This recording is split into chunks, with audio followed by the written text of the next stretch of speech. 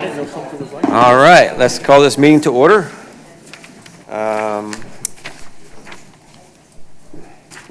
Jeremy, would you mind doing the pledge for us?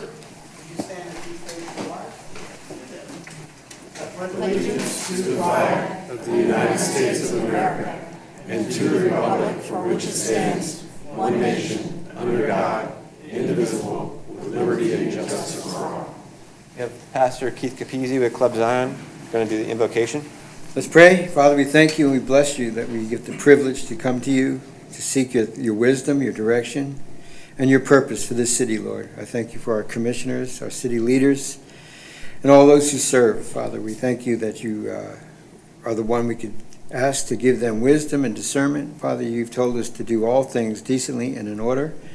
We pray for the prosperity of the city, morally, financially, and relational, Lord. We thank you in Jesus' name. Amen. Amen. City Clerk, roll call. Commissioner Jackson. Here. Commissioner Hutcherson. Here. Commissioner Tumulty. Here. Vice Mayor Williams. Here. Mayor Capizzi. Here. Can we get someone to make a motion for the agenda? Move to approve the agenda as written. Second. Motion and a second. All in favor? Aye. Motion passes 5-0. Any public comments about items that are not on the agenda? All right. Staff Janice, come on down.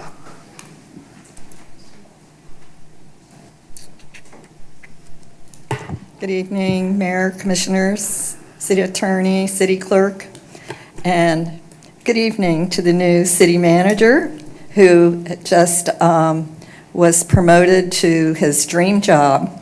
And I hope, City Manager, it turns out to be everything you ever hoped it would be. And also to the new Chief of Police, Chris, who was promoted. I don't know Chris very well, but I know he's been here a long time, so I'm glad that we have more people on the staff who've had many, many years here in Cocoa Beach. So, thank you. Thank you. All right. Any other public comment?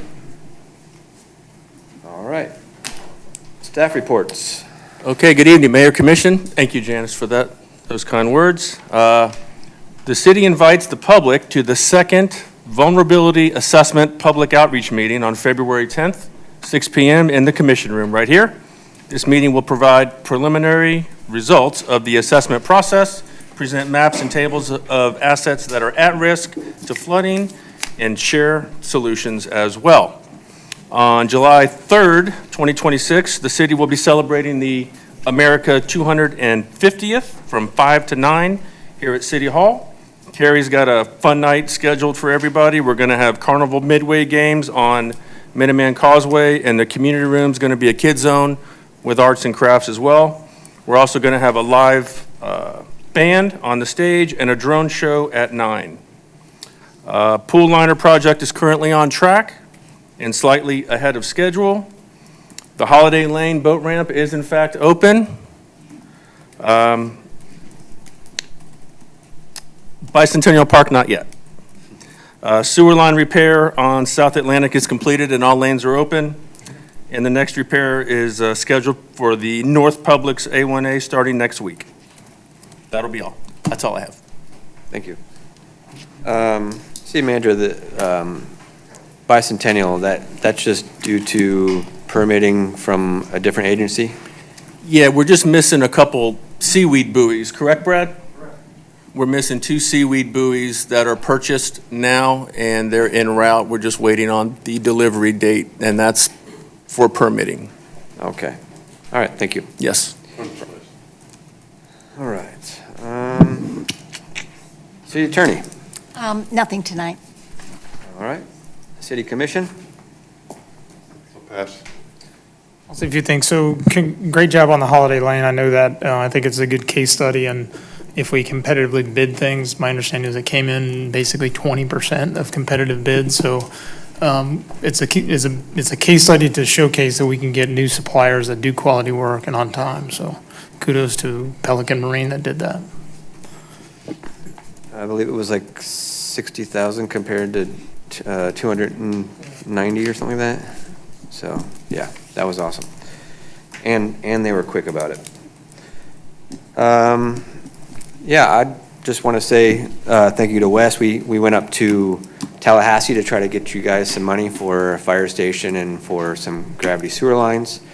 Hopefully it went well. Basically, it was just a, hobnob event where we say thank you for everything, and but it went well, and Wes was awesome. We had a long talk, and honestly, super stoked with him.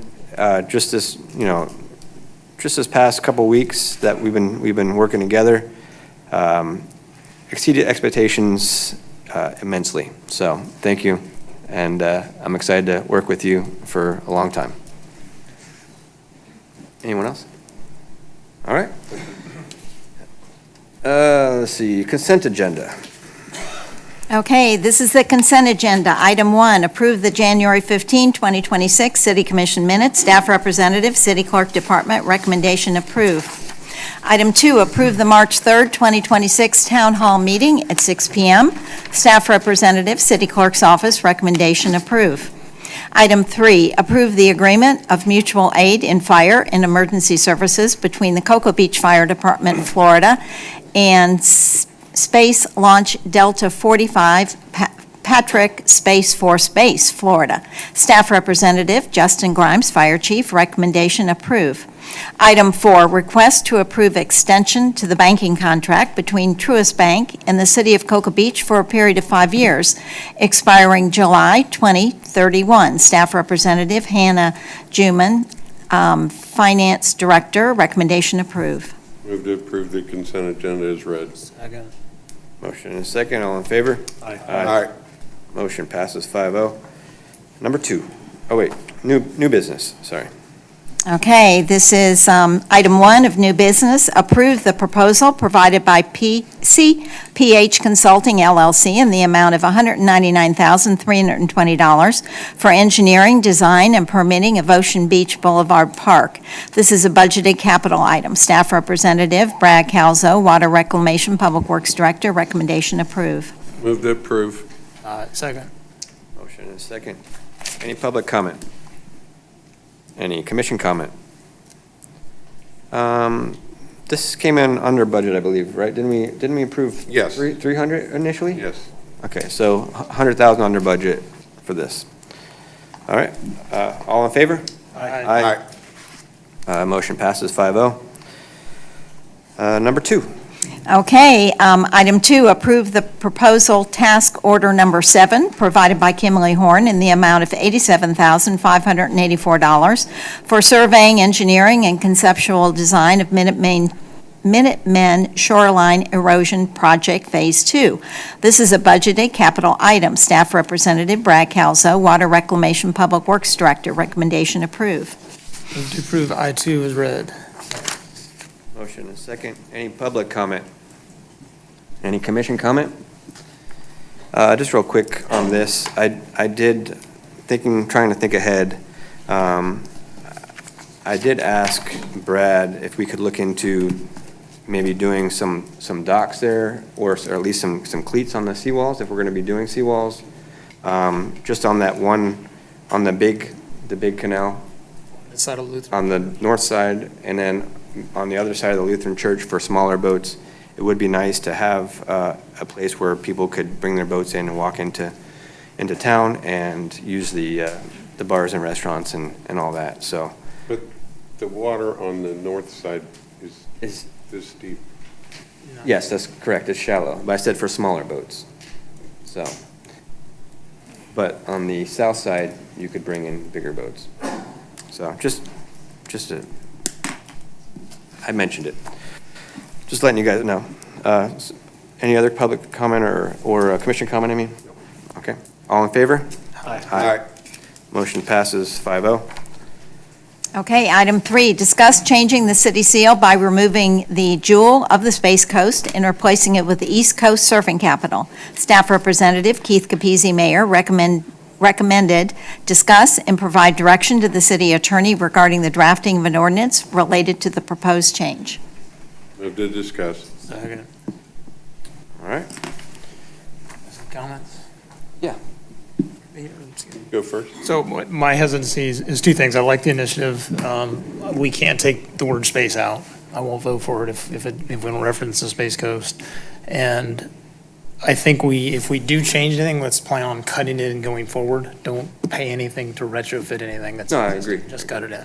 So I think we definitely have to reference space. Three of us work in space up here, so I think it's.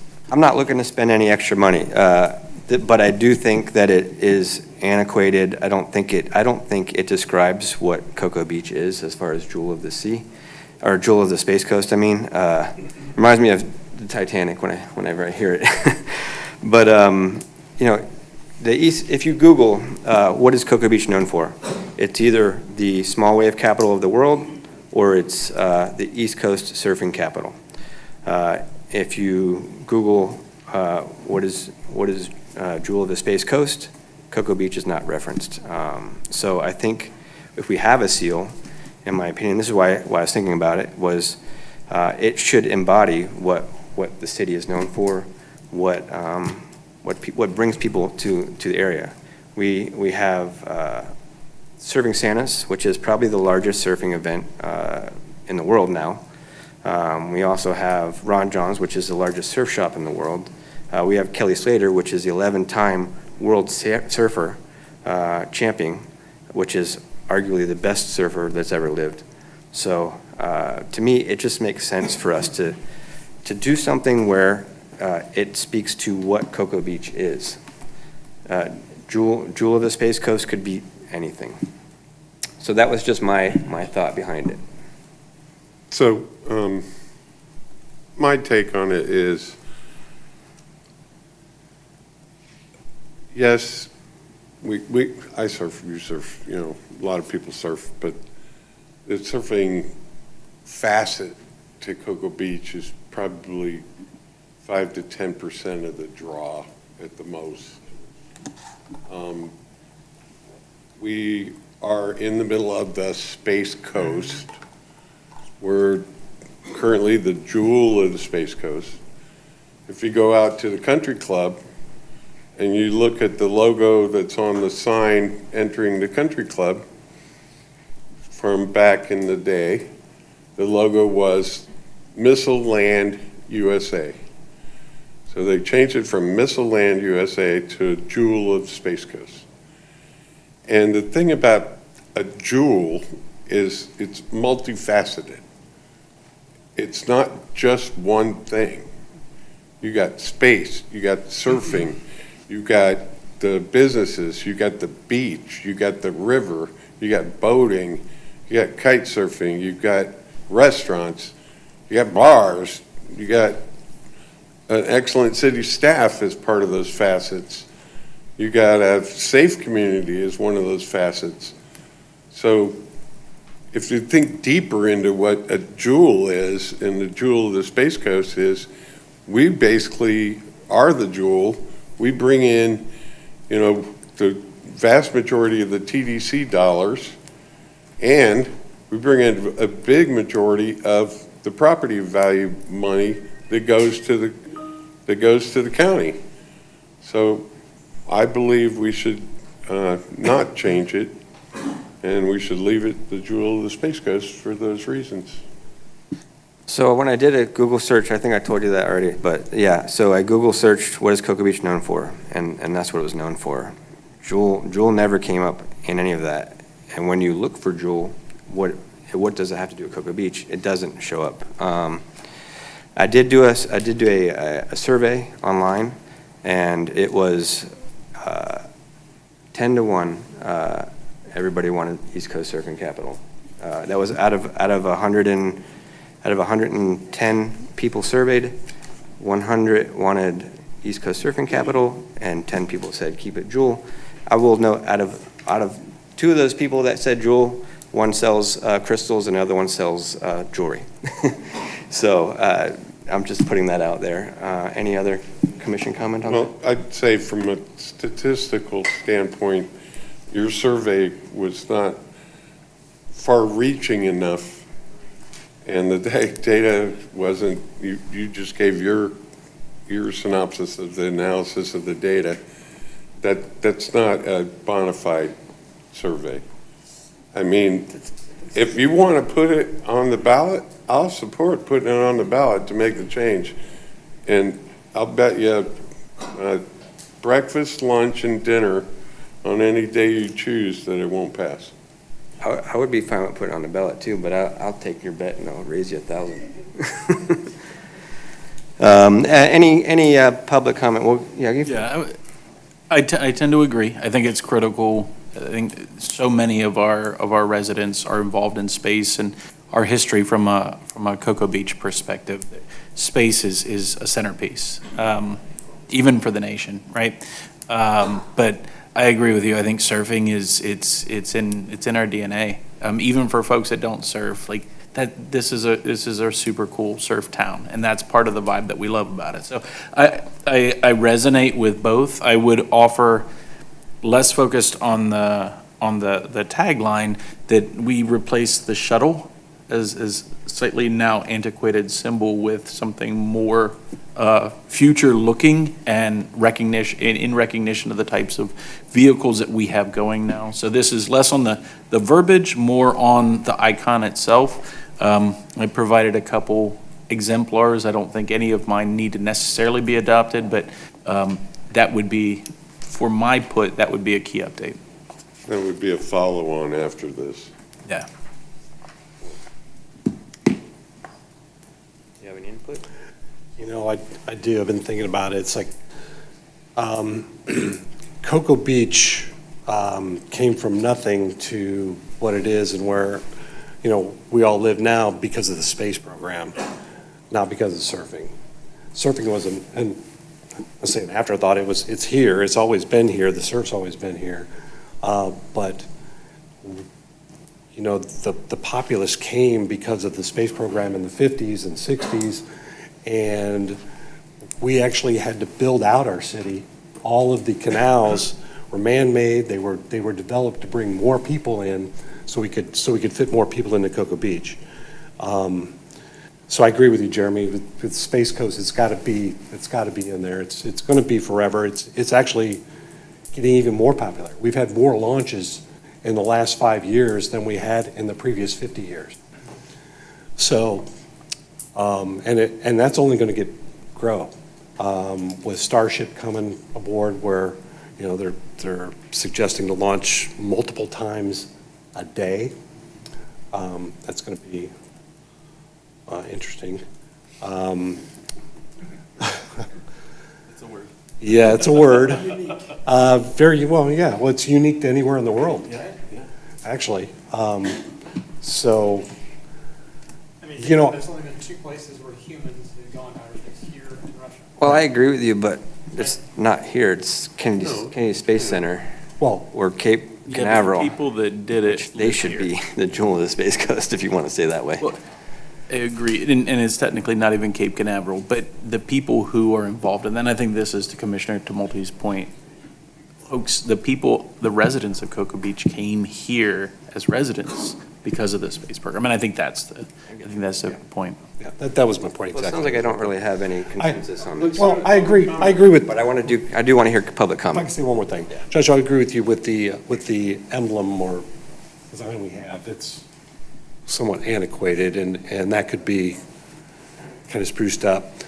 And again, what Jeremy said, hey, we don't, and you did too as well, Mr. Mayor, that we don't want to spend any money. So if we do change the logo, we've got logos all over the city. Yeah, face it in. And I would suggest that if we do this, if it does go forward, that we only change it out when those signs become, antiquated or rusty, or they got to be changed out anyway because they're falling down, and at that point, change them out. So it really doesn't cost much of anything to do that.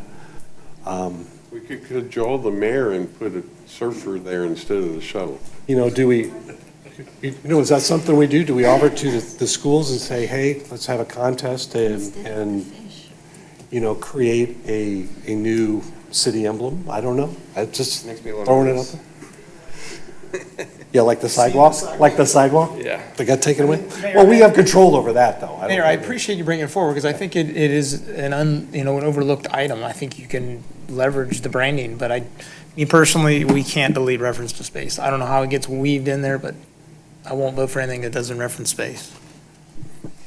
Any public comment on this? Yeah, go ahead.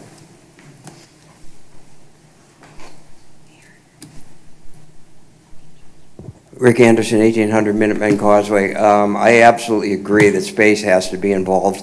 I mean, I grew up following the space program from 1,500 miles away, and I was just in awe of what was going on around here and of Cocoa Beach. And it's synonymous with the space program. And I think, if anything, we need to embrace that more.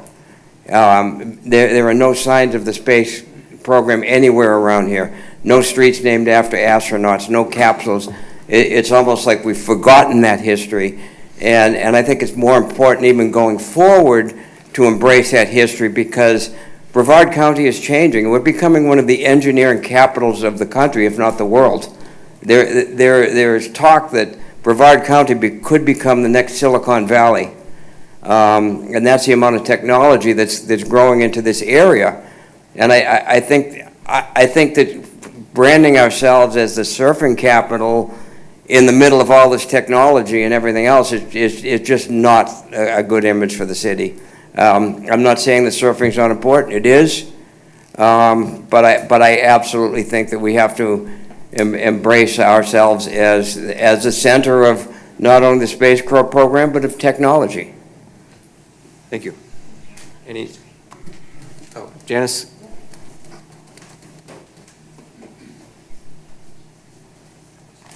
I love this subject, spending money.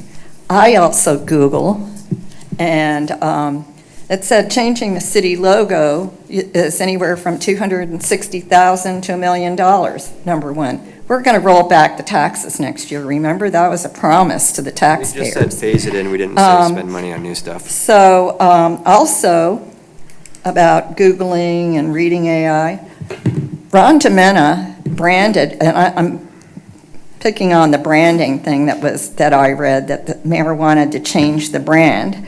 Well, Ron Johns did it. I heard you complain all last year and maybe the year before about all those signs from Daytona to Cocoa Beach that Ron Johns put up. Go to Cocoa Beach and surf.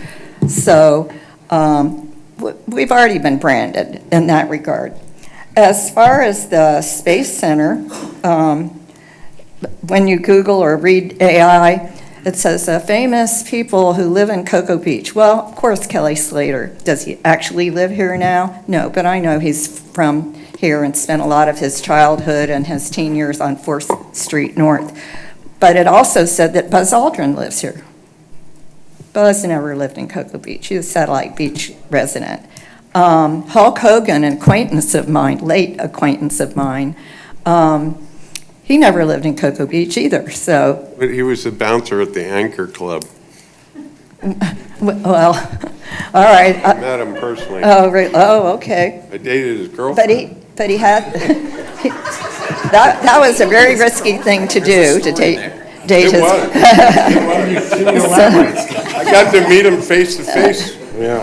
Yeah, well, he was quite a character, and now he's the late Hulk Hogan from the former Canal Zone, Panama Canal Zone. Yeah, and that's he how says I that know now. of him. So the history of the logo is a resident artist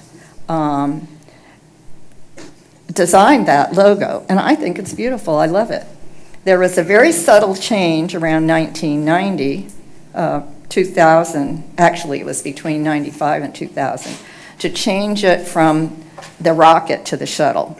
And I know who did that, and nobody noticed that that had happened. But if you change the wording, I really do think that if you got off of an airline somewhere, you came here, and you took a poll, contrary to the Google poll, and you said, well, what do you know about where you're going? Are you going to Cocoa Beach? Yeah, I'm going to Cocoa Beach, but I'm really here to go to the Space Center. So at the least, you would have to change that. I love Jewel of the Space Coast, but because it puts us number one, but make it something like Space and Surf. Thank you. Thank you, Janice. Any other public comment? All right. Well, that concludes the comments. And so just to clean up the motion for Mr. Commissioner It was a Tumulty. motion to discuss. I'm going to make a We discussed. motion to deny the name change as stated from the Jewel of the Space Coast to East Coast Surfing Capital at this moment. Second. Motion and a second To deny. You made a negative motion? to deny nothing. Well, let's just do it. Negative motions are very confusing. I tried, but. All right, so we got a motion to deny a name change at this point. All in favor? Aye. Aye. All right. Let's see, I'll get it right sometime, Tim. I know, it's where am I at? very confusing. We're at item 4. Number 4. Okay, discuss and provide direction for staff regarding the 2026 Cocoa Beach Air Show, including a request for in-kind sponsorship and preliminary direction for the 2027 Cocoa Beach Air Show. This is an unbudgeted item. Staff Representative Wes Mullen, City Manager, recommendation, provide direction. Move to discuss I-4 as read. Motion and a second to discuss. What kind of money are they talking about? And what kind of in-kind sponsorship? I guess it's in my papers. I should look a little closer. We've got a representative here, Commissioner. Okay. Yeah, come on down. Thank you, Mayor and Commissioners, and Wes and Terry for getting this on the agenda. My name is James Toller. I'm with the AirDOT Show and representing AirDOT Show Cocoa Beach, April 11th and 12th, 2026. Cocoa Beach featuring the Navy Blue Angels. Maybe I could get this to flip. Is it going to flip on there? It's not flipping. There it goes. Residents can watch, a signature event for the community. Residents can watch for free from the beach, boats, balconies, and backyards. It's a patriotic and inspiring event for local residents of Cocoa Beach. It will be the signature event to commemorate America's 250th, creates significant economic impacts for hotels and local businesses. It is the largest event of the year in Brevard County. We put a placer ID graph on there for last year. Obviously, with the Blue Angels, they tend to draw about 30% more than a standard single ship air show. So that is something to look at it as well in the 2026 air show. Oops, we'll go the other way. Our aerial football field spans over 2 miles from Sherpa Park to Minuteman Causeway in front of almost every Cocoa Beach hotel. Week of schedule, Wednesday, the Blue Angels, Wednesday, April 8th, the Blue Angels come here. They are staying at Patrick Space Force Base. So they will start flying on Wednesday, Thursday. Friday, they will do a dress rehearsal. Saturday, the only really effect with the park will be 8 a.m. The parking opens. 9 a.m. gates open, 12 o'clock, flying starts, 3 o'clock, flying done, 4 o'clock, gates closed, 6 p.m. normal traffic. This will be Saturday and Sunday. Monday, site dismantle aircraft departures. What we're asking for from the city is providing kind of support for police, fire, and public works for all areas outside of the event site, Lori Wilson Park. Use of Cindy Fisher Park as an event parking lot for volunteers, vendors, and ticketed guests. And use of park areas to advertise event in weeks prior to the show. My contact is on here if anybody wants to take it down. I'm a local resident of Satellite Beach, and again, thank you for the opportunity to talk. Back up one. I just Go back? asked Okay. Just go back one. just ask the city Yeah. manager to, we might not be able to decide tonight unless we already have numbers of what that in-kind support for police, fire, and public works for all areas outside the event site would cost the city. We have an approximation of about 30,000. Correct? Okay, yeah. That's from past events, so it's relatively. Well, it's actually a little bit lower than past events, but we're adding for the inflation from last year, so it's about 30,000, Commissioner. Okay, so unlike previous years when Brian Lilly came up here and asked us for 50,000 plus in-kind support, this would be quite a reduction, and therefore I will support it for the not to exceed $30,000 worth of city expenses. I have a comment. So bullet item number 1 is 30,000, is that correct? That's provide in-kind support for police, fire, public works, and outside event sites. That is correct. I would just, So bullet number 2 is the park and that parking lot, which we would normally rent out. If we rented it out, there'd be a charge for that for a weekend. And the use of the park areas is advertising, and that's not a big expense. So there's an additional amount there. I agree with you, Skip. You know, if this is all that it costs the city, is the in-kind support and the use of Fisher Park, and that's it, we're good. But don't come to us next week or next month or the week before the event and say, oh, we need $100,000. Yes, sir. Understood. Or we're not going to have the event. That's just not going to work at all. And so, I'm And with you. are we- It's happened. Yeah, I would just Understood. say, Yes, sir. Sydney Fisher Park, Yes, sir. okay, I don't know, and everybody that lives in the city knows that if there's 20% parking capacity in that park, it's a busy day. Yeah. Yeah. So there's not a big loss for them being able to use that parking lot. Okay. City And manager. if you have a parking permit, you can park there for free. Oh, No, you you, knew that. Sydney Fisher? Oh, yeah, Fisher, yeah. When is the next air show scheduled? How far away from this one? so we have one scheduled for, in 2027, correct, Yeah, I also? don't have the date on that one, but there, yeah, it would be 2027. You got it, okay. April 17 and 18, 2027, we also have the Thunderbirds tentatively scheduled here, and that's why we added in this agenda item to discuss if we want to put that in the budget for next year as well. I think we do it 1 year at a time. Um, I mean, I'm not saying, when you say preliminary direction, I would say preliminary, yeah, I'd approve, but we haven't seen the details of what they're going to ask for yet. I think just for budgeting purposes, because this one's unbudgeted, we just wanted to see if we should add it in the budget for next year, Commissioner. At this year's rate? I think there's a lot of money for an unbudgeted item for the residents. I think this is something that, I think, what do we usually do for in-kind? We usually cap it around five grand. I don't have that answer for you right now. I mean, that's in the code, but, you know, I don't know that that's been followed to the T on that.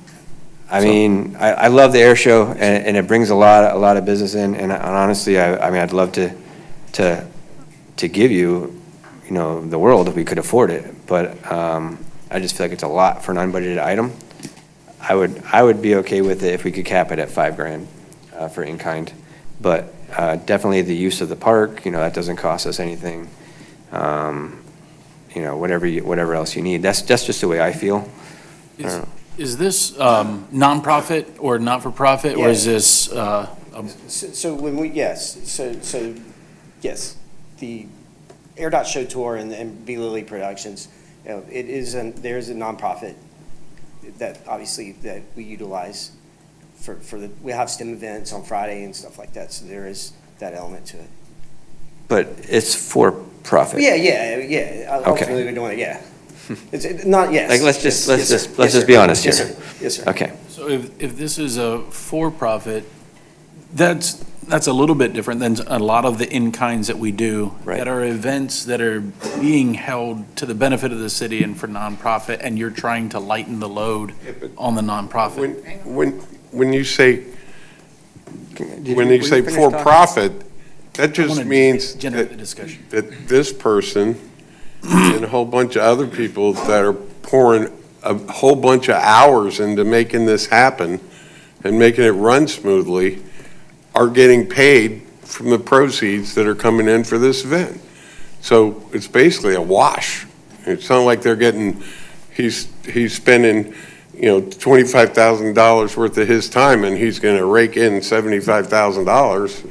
No, what I'm saying is, there's a legal distinction between a for-profit business and a nonprofit, and it's totally appropriate for a nonprofit to take salary and payment out, and I'm not a lawyer, nor do I claim to be one, But there's an important distinction between a for-profit business that is leveraging in-kind and municipal funds versus a not-for-profit. And I don't think that means that because something's for-profit, we shouldn't support it. I think it's an important distinction we need to be aware of. There's a lot more, hoops and jumps you got to go through if you're a nonprofit, if you're going to pay your people. I don't think it's our responsibility to determine how much money they make, whether it's a profit or nonprofit. From my perspective, the air show is a fantastic event for Cocoa Beach. It brings, I don't know how many, 50 to 75,000 people here that weekend. The businesses are thriving.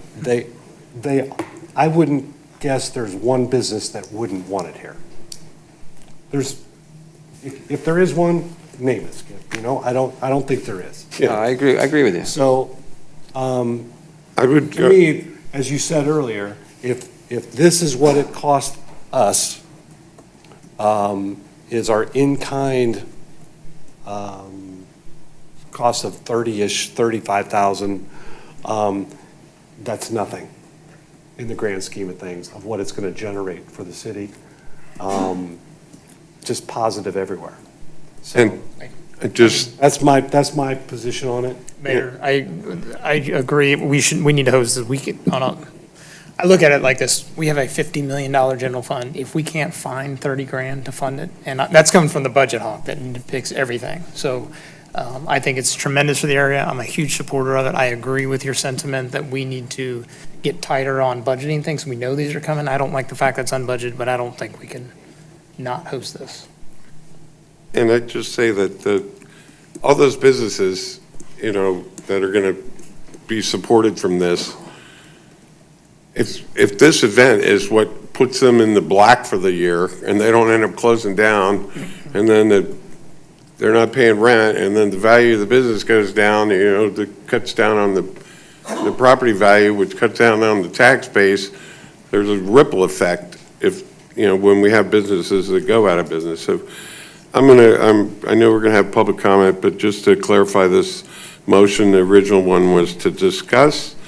I'm going to move to approve direction for staff regarding the 2026 Cocoa Beach Art Show for the in-kind sponsorship.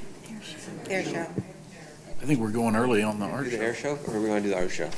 I'm talking about the air show. The art show, too. Oh, art show. Oh, I'm sorry. I transposed a couple of letters there. Cocoa Beach Air Show, including the request for in-kind sponsorship and the use of the park, Sidney Fisher Park, and the city costs not to exceed $30,000, and also to give preliminary direction for the 2027 Cocoa Beach Art Air Show to budget not to exceed $35,000 for next year. Can I add one thing, Commissioner, please? What days do they need Fisher? I want to make sure that we're sure of that, too. Is it just the days of the show, or what days are? So basically. Just a yes, Saturday, yes, Sunday? Yes, sir. Did I get a second before you started? Sorry about that, Commissioner. Okay. Okay, got I a second. apologize. Yeah, I just want to make sure we had the days. Okay. Yeah, I think that's critical. Okay. Let's get some public comment, if you don't mind. Sure, come on, Janice. Man, I almost had your. Yeah, you could stay close just in case. Janice Scott, Cocoa Beach. I have a couple of questions. One of them has to do with how many Class A events are we going to have every year? Also, I thought that we were only going to have the air show every other year. Didn't we have it last year? Or now we're going to have it the 2026 and 2027? The other thing, I just kind of, look, I like the air show, but year after year, it's too much. Dogs run for cover, the cats run for cover, you can't find them for 10 days. The jets come over my house pretty low, it's pretty loud. I could leave town, I mean, it's not a problem for those couple of days, but when you keep saying, Commissioner Tumulty, oh, the business people love it, I'm sure they do, but couldn't you ever say something here, not just you personally, I'm not picking on you, but just, about the residents? Now, when this West End Hotel opens, isn't it going to open before the 2027 air show? You're going to be walking from Country Club to go down to Fisher Park because it's going to be, the traffic's going to be horrendous. Any Class A events after that hotel opens, you might as well get your scooter out. So also, I think it's important, and Commissioner Jackson, you did bring up a good point about the distinction between for-profit and not-for-profit. So I've been reading a lot about that lately because I'm involved in a couple of things, as you may imagine. And you cannot, if a not-for-profit, like for example in Cocoa Beach, they are not taxed, they're completely tax exempt. They register with the city, from what I understand, or the municipality. You cannot charge them a fee for police and fire services, and on and on. There are several important distinctions that should be clarified about that. A not-for-profit business, they do collect pretty high salaries. I know some of them around Brevard made 1.6, 2.8 million a year salary. So they're not, people out there doing charitable work. But on the other hand, how they take care of running their business is one thing or not, but I do think it's only fair that the residents know, are they for-profit or not-for-profit? Thank you. Thank you, Janice. Any other public comment? Go on. Rick Anderson, Cocoa Beach. I think that if it's capped at in-kind services at $30,000, I think it's a bargain. But I would be aware of, as I forget who pointed out, that coming to you a month or a week beforehand and wanting more money. Hopefully, if we consider now putting the 2027 air show in the budget, that may be an incentive for the producers of the air show to not do that. But if it is only $30,000 to $35,000 of in-kind, I'm completely in favor of it. Question for Tumulty. So can you elaborate on that? Did they come back and we kind of held us hostage to host the event and said, hey, you got it? Yeah. They're canceled. And they canceled because of that, yeah. I wasn't on the commission then. Yeah. Yeah. No, but good point is it's not our. It was a hostage. It was like $100,000. Got it. And they went to, that's when they went to Melbourne. Yeah. It's much better here on the beach. Of course, yeah. John Dillon, Cocoa Beach. Folks, I've got a way you can make money out of this deal, if you think about it. Just gentlemen, put your map back on there for me again. What's that? Show me your map up there again. Yes, sir. Hold on, I can't. You wanted the sightline map? Yeah, right. It's too hard to, it's too small to see at a far distance with old folks like me. That's what you wanted? I can't really see where the one on the left-hand side, exactly where that is, Shepherd Park, so if you look over kind on the of, left, right? yeah. It used to be up to the pier, right? On my street, the last few times, it's been right where it is now, right? You look back on my street, in the north of that, those parking lots are not full. Move it up back toward the pier like it used to be, get the city parking in the streets, collect that money, I guarantee it'll be more than that $30,000 with counterfeit with that to balance it out. So the city can make profit out of that to take care of the 30 that you're donating to it. Think about that. Move it back up to the pier like it used to be. You got more people using the side streets to pay their parking, right? You got your more money coming in from that. Pretty easy to do that. Thank you. Any other public comment? All right. So I think you've got a consensus here that you're probably going to get what you want. And since my vote's not going to impact anything, I am still going to vote no, just because it's not budgeted, and I love the event. I totally support it, and I'm going to be there. If whatever you need, you let me know. I'm going to make sure I can help you out. But just kind of out of principle, I'm not going to vote on this one because I know it's not going to affect you. Okay, all in favor? Aye. All right. All opposed? Nay. All right, motion passes 4-1. All right. Okay, item 5, adopt ordinance 1711 on first reading, an ordinance of the City of Cocoa Beach, Florida, regulating temporary signs, amending Section 5-04, prohibited signs to revise some types allowed to be displayed in public rights-of-way, providing findings, providing for conflicts, codification, and an effective date. Staff Representative David Dickey, Development Services, recommendation to adopt on first reading. Move to adopt I-5 as read. Second. All right, we got a motion and a second. Any public comment? Olivia Capizzi?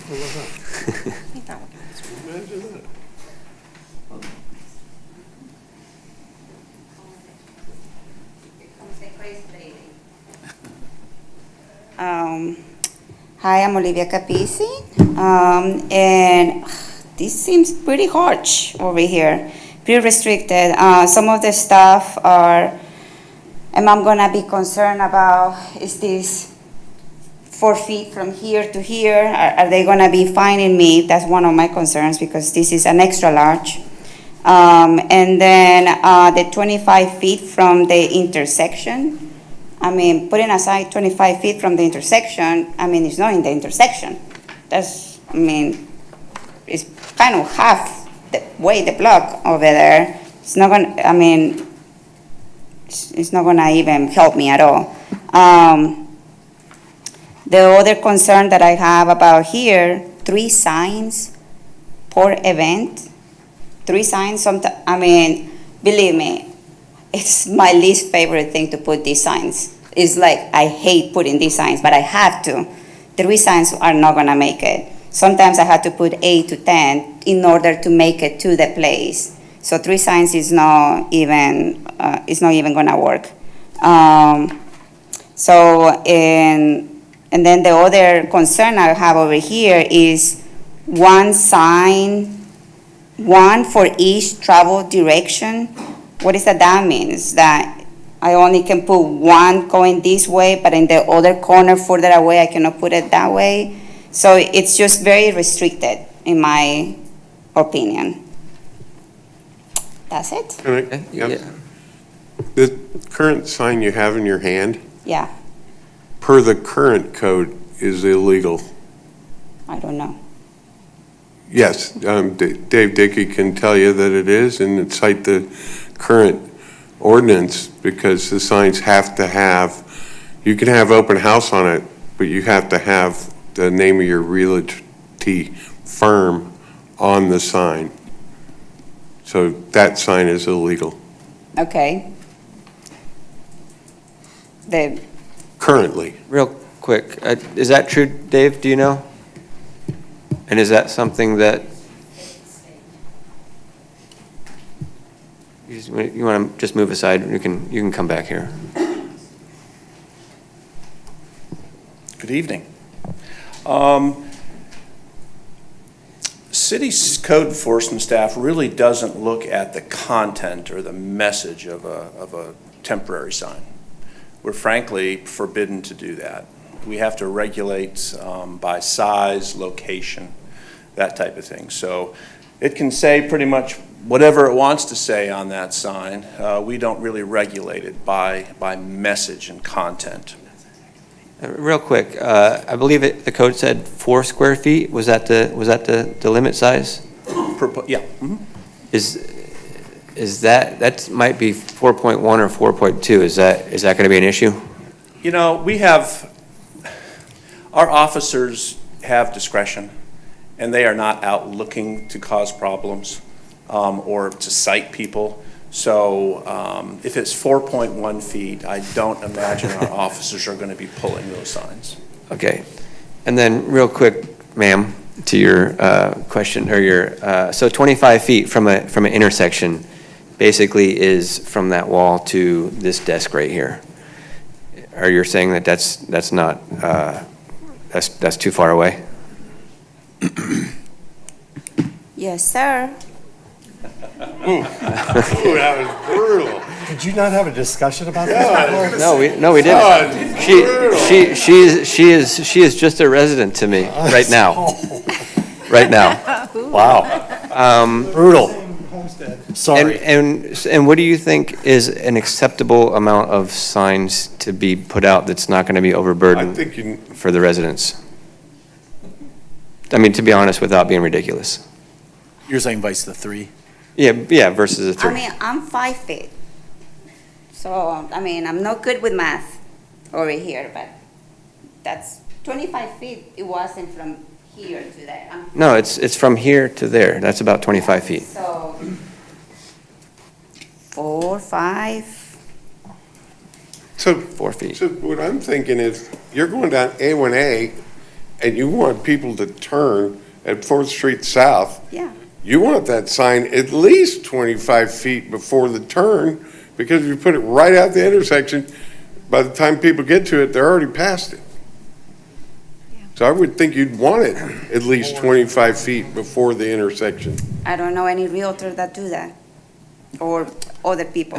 And one other question. I know we're, I'm giving you a little liberty because of who you are. How many signs would you like to see? What do you think is realistic? Realistic is between 8 to 10, to the point, to the house, not per intersection. It's just that there is some houses that are further in, that's just towards the end of minimum. So it's like, those houses. You're saying all- that there's like 4 streets to get to where you need to go? Something like If that. there is only 4 streets to get to the, if I only can put 2, I will put 2 to get to the point. But that's 3 is not, it's ridiculous. Okay. Well, I'm just saying, I've seen the signs, and it actually says the address. So you see open house, you see the name of the realtor, and you see the address. So it points that way, and now I got the address. So real quick, the number of signs and the distance are your two concerns. Okay, you can sit down. Thank you. Jane Vester. Yeah, we've got another. Jane, let me hear from you.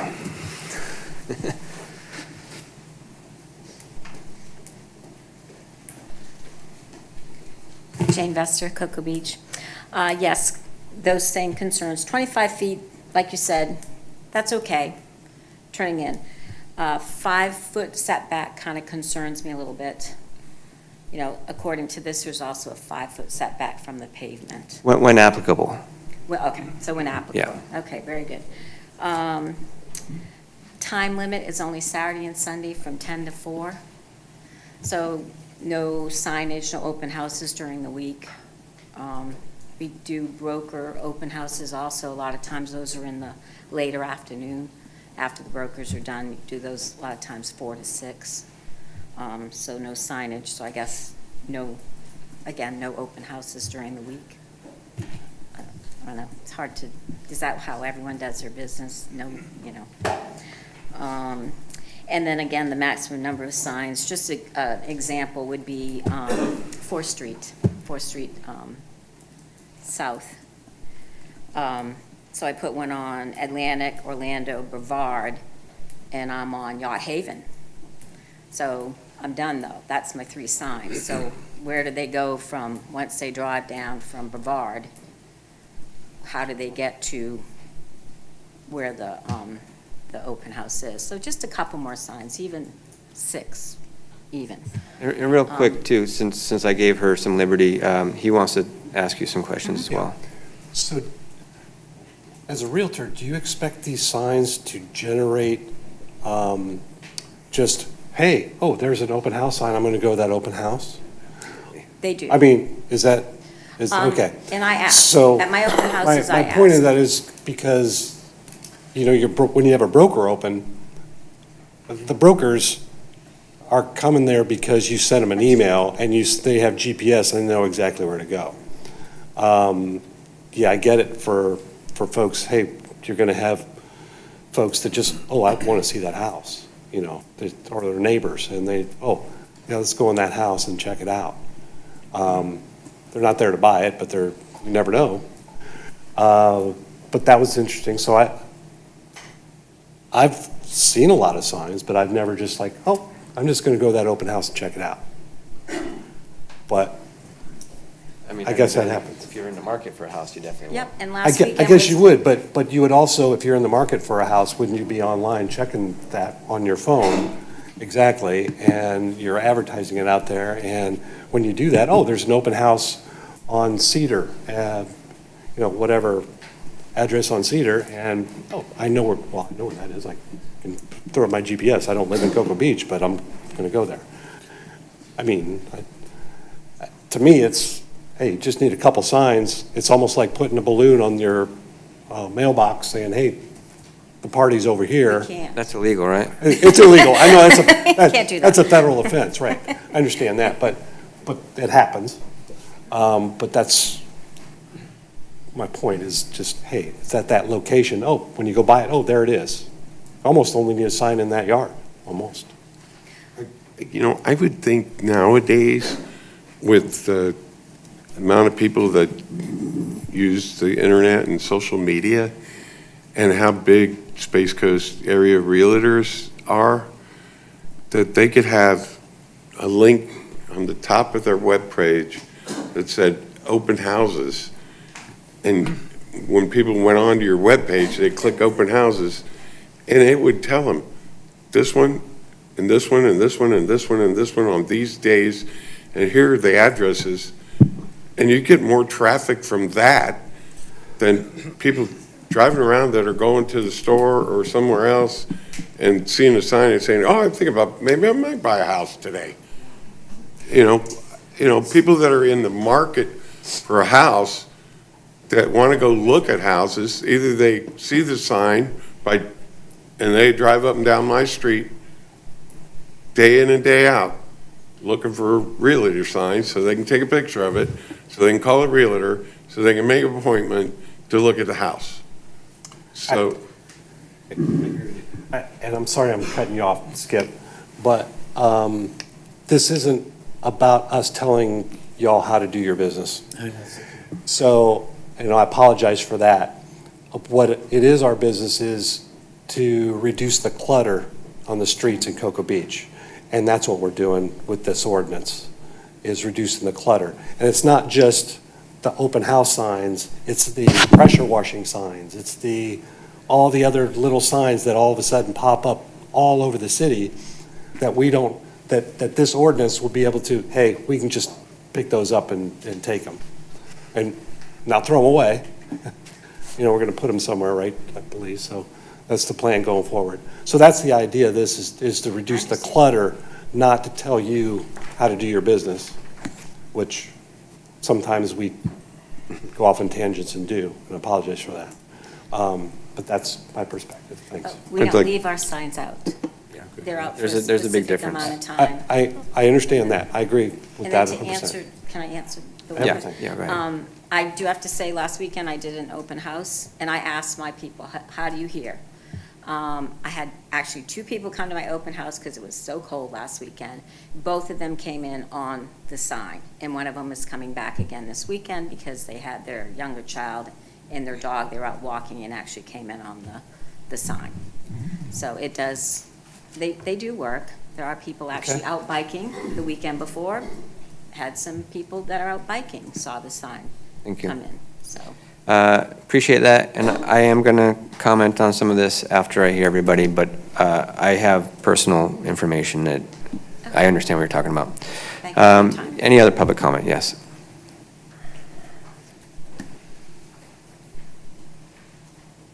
Rick Anderson, Cocoa Beach. I'm just wondering how much, it seems that this all was triggered by a little bit of maybe overzealous code enforcement, pulling up signs. And I'm just wondering how much clamoring there was with regard to real estate signs. And I agree about the pressure washing signs. I'm wondering if lumping all signs into one category is a smart idea, or maybe we should, maybe we should take a step back and maybe another moratorium or grace period until maybe we can sort out the different various kinds of signs, and maybe get a little more public input in that, because I'm just wondering how much clamoring for change there was among the public when it came to real estate open house signs. Now, yes, I've seen them where they've lined the street and there have been 20 or 30 of them, and that's crazy. But again, I can see the realtor's point of view that if something's at the end of Minutemen Causeway, a sign on A1A and somebody's going to drive a half a mile down Minutemen Causeway, and it could be a mile and a half down there. So it just seems like maybe a little more flexibility, maybe another grace period until the proposed ordinance is thought out a little bit better. Can I comment? Thank you. Let me just see if, okay, go ahead. We're doing comment later, right? Yeah. We're going to have discussion. Yes. So the motion was to approve, is that correct? Yes. Okay. So I'd like to make an amendment, and hoping for a second, in section 5.04, item, or subparagraph Q, E, the maximum number currently is 3 signs, and I would like to revise that per my amendment to 5 signs. I'll look for a second. that. And no change to the setback, 25 feet? No change to anything I'll second else. that. The amendment. Okay. We got a motion and a second for that. Dave, real quick, while I've got it in my head, is there a particular reason for the 25-foot? Do you have so there's a reasoning behind it? Yeah, that's what we refer to as the visibility triangle. Those are the dimensions of the visibility triangle. And that's really about public safety. It's about keeping, because when you start cluttering up that area, in that area of the intersection, you get cars and pedestrians and bikes that are, it's just a visibility issue. You start having signs in that area and cars are coming into it and you have pedestrians and bicycles going through it. Excuse me, it just becomes a little busy, and any busyness with cars versus bikes and pedestrians can end up not a good thing. So it's about public safety. Okay. And then, City Attorney, can you explain why we can't single out certain signs? Yes, I really wish we could, but the U.S. Supreme Court, probably about 20 years ago, deemed essentially that if you have to, the words on the sign to determine if it's legal or not legal, then that is a First Amendment violation. Okay. And just, I'll put my 2 cents in here. Having lived with a realtor and seeing what she goes through and helping her, number 6 in all of Cocoa Beach, by the way, shameless plug. She's right. The signs absolutely do work. A lot of times these open houses are just spur of the moment. They might be looking, but they don't look on Realtor website. They don't necessarily, there's a lot of people that come down on vacation and they're like, oh, wow, they never really even thought about living here, but on vacation, they're like, this place is so awesome. Hey, open house, go look at it. There's a lot of people. I'd say probably 80% of all their traffic is from those signs. So I do understand how important they are. Skip, in my head, I was thinking, in my head, my number of thought was acceptable signs was probably around 5. So I do agree with you there. I do understand that she may need more, but we're trying to keep the clutter down, and I think that's a good compromise, kind of meet in the middle there. I have a question for Dave when you're done. Yeah, I'm done. Go ahead. So Dave, just real quick, the way I'm reading these red lines is we're adding a height requirement, a setback requirement, and a maximum number. Are any of those more restrictive than typical with other, this is not a tailored Cocoa Beach specific rule that's way more restrictive than standard? Actually, the regs that we went out and pilfered some from Brevard County. That's what we started from. So, but no, those are not overly restrictive. Those are typical for what you would find in local governments. And real quick, Dave, while you're up there, so Jane had mentioned that, what if she wants to do an open house on a different day than Saturday or Sunday? Would it make sense to maybe on the off days to just have basically, I don't want to say a permit, but a a sign in, just so the city, like maybe they can get an exception for those days where that way the city knows that, hey, they're doing an open house and they want to have this sign here for these hours. Is that something that makes sense? Well, I've got two quick comments on that. The first would be, and again, it's not about real estate signs, it's about all signs. Right. And so if we open that option up for real estate signs, we're going to have to open it up for all signs. So just kind of keep that in mind. It may not just be our real estate folks who are taking advantage of that. And the other thing is that as the enforcement side of this, I prefer to keep it straight and simple and easy. That's why we came up with that regulation Saturday and Sunday between 10 and 4. That's simple, and that's easy for our code enforcement officers to go out and enforce that. When you start adding things to that, it becomes more of an administrative process, and it requires more staff time.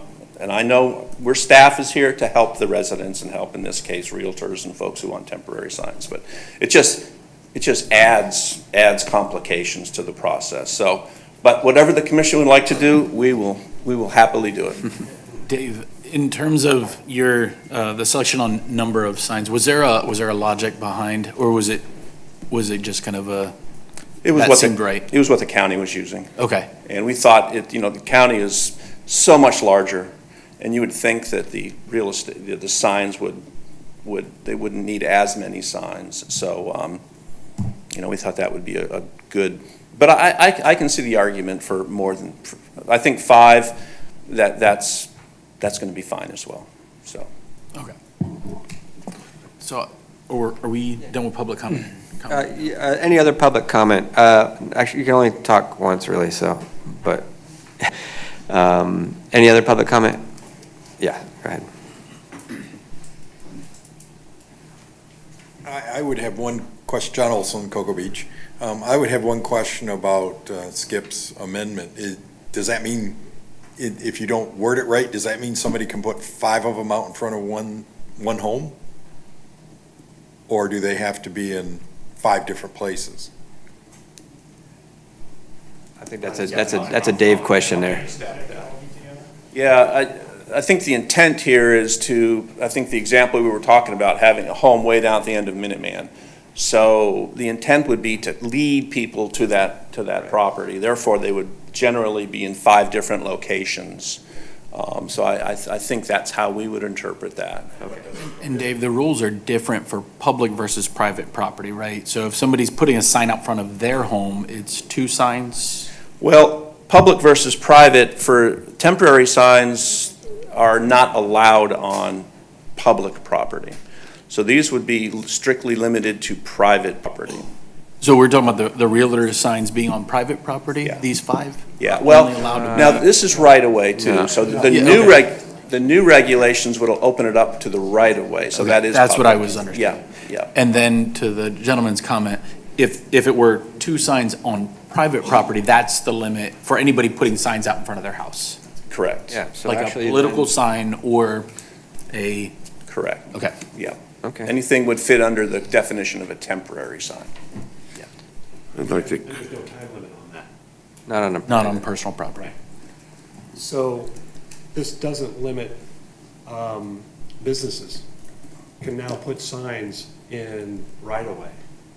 During the hours that we're, Between 10 and 4 Yeah. on the weekend only. yeah, that's, Okay, They're doing it now anyways, but, well, well, right. if they are doing it now, we have the ability. You know, the to- way I see it is that if it gets out of hand, then we can come back to this and we can fix it.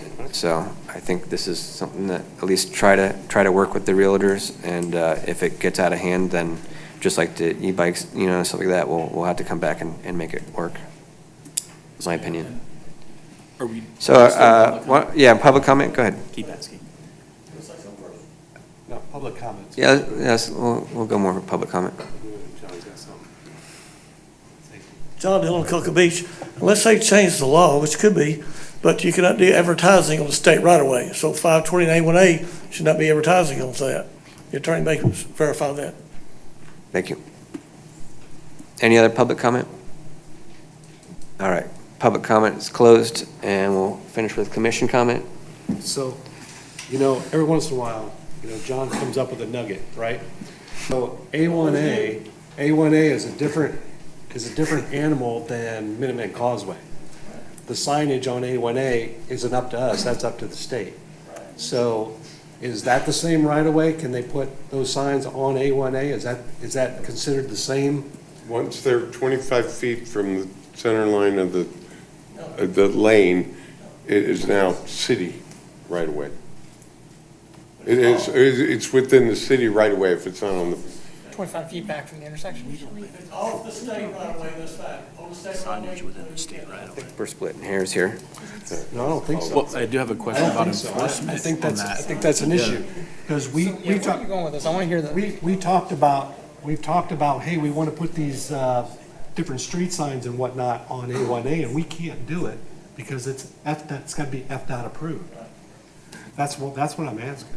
We can't do anything. We can't put any, So this ordinance would not, I don't know. That's what I'm asking. Is that right of way different from the city right of way? state's never going to enforce it. Well, and Well, I know. that was my I'm just next saying. question for the realtors, and I think that it's a Bring it very up. important, well, it's an important question. Dave, if, per the commissioner's comment, if there is a sign that is not in compliance with this ordinance, but it's on A1A, it's on the state route, does our code enforcement do enforcement of that, or is that up to the state? We will pull signs in state rights of way. But is it appropriate for us to do that if it's a state law rather than a city ordinance? I don't know if the state actually does enforce stuff like that. I don't think they do.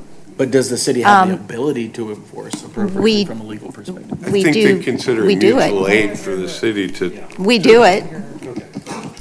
We I mean, do if it. the state came and told us, Yeah, if they told us people not to. people but are do we allowed to actually- put signs there, then yes, I think we should respect that. But I doubt that they're going to do that. Yeah. So real quick, Dave, Clarity. unless the city comes to us, the state comes to us and says, we want you to pull these signs, as written, you're not going to pull the signs as long as they're within what you just wrote out here. So I think we will pull them. yeah. Well, then what does this code, Unless they meet this what does this code. code do?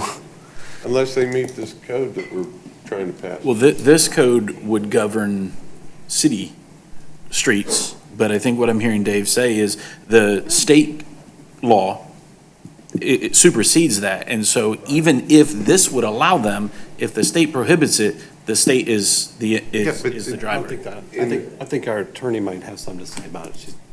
Yeah, I mean, if the state came to us and said, do not enforce your sign ordinance within the state right-of-way, then I think we'd have to back off. Oh, I think But that this had right-of-way flipped. is in the city. Yeah, but in terms of enforcement, and Commissioner Hutcherson, if I'm misstating your question, forgive me or correct it, but on A1A, even if we allowed them to have signs, if it were within the state right-of-way, we would still have to pull even if they were compliant with this ordinance and they're on the state right-of-way, we would still have to pull them because you're not allowed to put them in the state right-of-way. Am I correct?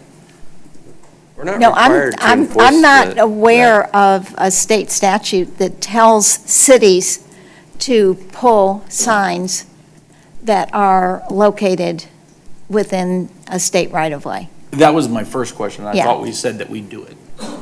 That we would, if there were like 5 of them, or if there were 7 of them along there, yeah, I think we Well, would be pulling them. let me take a shot at this. Dave, I think what you're saying is you would enforce this regardless of where the signs are, citywide. city If it's city limits. property, state property, we Right. would enforce the city ordinance Okay, just an Only to the example. city ordinance. You're driving down at the state. A1A, and in the median, at 520, in the crack in the sidewalk, It says no. somebody puts up their pressure washing sign.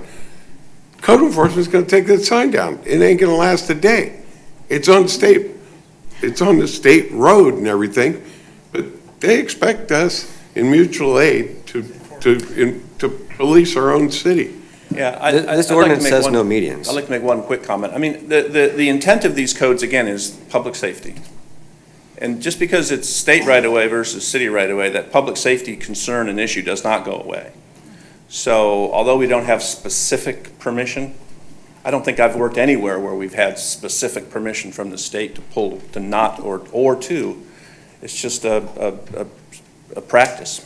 So here's a question. Obviously, the number of signs I get, but the 5 feet were applicable. And you're saying it could be a certain distance from the center of the road or whatever. So the whole point of the open house signs is so that people on the road can see it.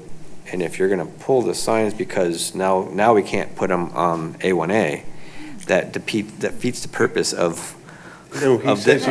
We're not saying, we're not, once this ordinance Can't passes. put them on A1A. Once this ordinance passes, we're gonna treat A1A right-of-way, even though it's state, just like a city right-of-way. Okay. So if that's one of the five. Can I call the question? All right, I understand now. I think we're all on the same page. We understand? I have a little bit. Okay. Those were my questions. I have comments. All right, go ahead. I want to reinforce and agree with Commissioner Tumulty that we do not need to be telling people how to run their businesses and what is effective, what is not. That is not our role, and I think that's important. So thank you for saying that. I'd like to reinforce that. Two, this is not just about realtor signs, right? In terms of where we are allowing businesses, any sign placers, political campaigns need to abide by the same thing. No. If we are going to ask businesses to jump through the same hoops, and I know we give ourselves leeway and we say, hey, you know what? We're going to give ourselves a moratorium because, man, that would be too much work to have to go get my signs and take them back up and put them back out. But I hear the mayor saying, it's a heck of a lot of work for our realtors. It's a heck of a lot of work for our businesses who are trying to make it. And so I just think if we're going to put in a sign ordinance because of safety, because of clutter, and then we say, but not us, we got to be careful. Becky reminded us at the last meeting, when we considered this, that it's a state rule for 30 days prior to an election that there aren't any rules on political. No. Actually, let me No, just actually, hold on. okay, what? Hold on, guys, real quick. This is a kind of a moot point because, Saturday and hold on, real quick. It's a moot point because you can only have 2 signs on the main highway, on the main road there, max. And only on Saturday and Sunday between those hours. You're gonna have, what, 4, 5 candidates maybe max? You're talking about a couple signs maybe if somebody chooses to do that. You're talking about 2 days on the weekend between 10 and 4 if your candidate can be on the side of the road. Only 2 signs. Yep, Okay. what I'm Who's gonna- saying is, Let Becky it needs to answer be my question, consistent. please. Yeah, I Okay, think what- she did. I think what you're remembering, because I did say a lot of cities, and a lot of them do, have their own ordinances that say for 30 days before and 2 days after any election in the city, then Yep. just basically, we don't enforce look our the other temporary way. sign Yep. ordinance, right? Or we don't enforce our sign ordinance. And to my knowledge, the don't do last that. one, And we no, did that. but And in fact, I I don't- spoke with the city I don't manager remember if personally we and did it said, here. I see signs where they should not be, and he said, and I think this was reasonable, and I think this was exactly in line, so I'm not picking on him, I think it was, but we said we're not gonna enforce it. I don't even think there was a resolution, we can check the record, but there were many signs where they were not allowed to be, and we didn't enforce it. Wasn't that the size of the sign? No. I thought that was the size of the It sign. was where they were being placed as well, they were not on personal I property. agree. And when I placed my signs, I had permission from the homeowner, and they were on their property, inside of their property, from the city right away. Now, if a lawn guy decided he was gonna pull it up because he had to mow there and moved it closer to the street, the next time I went by, I'd move it back to where it belonged. And I think that's excellent. But for people to just stick them in a little strip of grass between the sidewalk and the curb, that's game for getting pulled up. And I think it should be. What I'm saying is we do a moratorium and we allow political candidates to do what we are expecting our businesses to have to deal with. All right, And I just want to, I think that either we be overt about it and say, yeah, we're not going to hold ourselves to the same standard, or we be specific and direct and say, we're going to have to live by the same rules. Because it should cut both ways. I don't recall any, but, you know, if signs were in, from my perspective, if there were signs in the right-of-way for anyone, I thought they were illegal and they should have been pulled. There was no moratorium. I don't recall that at all. I mean, somebody would call them out. I agree. There's no special exemption for political signs. I think that's It should important. follow the same rules, so, I mean, it's ridiculous. Like Skip said, you know, if we put signs out when we're running for office, it's, you know, you go talk to somebody, you put it on their property during that season. That's it. There's no putting signs on right away. That's, I mean, if you put them on the right of way, people actually frown upon that, and they're probably not gonna vote for you because of it. I'm not going to dig it up and show pictures, but. all right. So, Can I second call a piece. Question on Well, what is the hold on. matter at I'm hand? going to finish. Second piece, to the ordinance as it stands on private property, 2 signs. How many of us on our own private property had more than 2 signs in the last election? Just saying, we need to be consistent. I've never had any. I know you had one. That's one of mine. My wife put that up. That's a fair point. That's a fair point. I'm sorry, guys, we already closed I'm public calling the comment. question. So we're approving it to 5, the amendments to 5. and it's, 5, which doesn't include the 2 that they could put on their personal property. Vote for the amendment first. Okay. Increasing quantity from 3 to 5. is the- Okay, we can vote on, let's vote on the amendment. All in favor of the amendment? Aye. Aye. Aye. nay, All opposed? So, was that 1 nay? one nay. Okay, It doesn't matter, so I was gonna say. all right.